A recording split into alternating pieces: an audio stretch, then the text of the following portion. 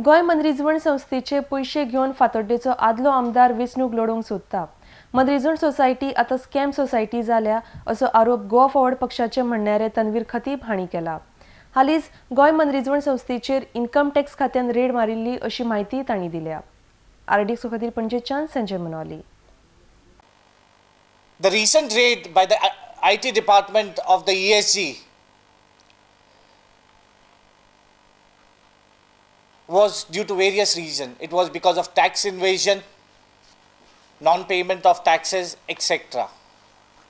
And ESG has the distinct dubious distinction of being the first government corporation to be raided by the income tax department.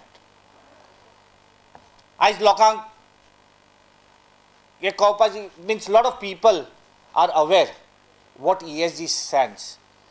ESG was basically formed as a name suggests, Entertainment Society of Goa. It is no more an Entertainment Society of Goa, it is an Entertainment Scam Society of Goa. And with the recent raid by the income tax only proves the stand. It has become a hotbed of corruption. As corruption is in itke deep rooted ha that it has infested the whole body. Of late, tenders have been manipulated, which also had been done in the past. तुमकां सगळ्यांक खबर आसतली in 2014, my colleague Durgadas Kamath has raised up a 5 crore scam, which basically today is sub judice.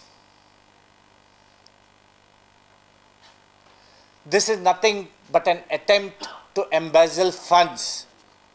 It's a clear case of nepotism and corruption, whereby the ESG chairman, Mr. Damu Naik, is interested in funding the said money, illegal money, for its own elections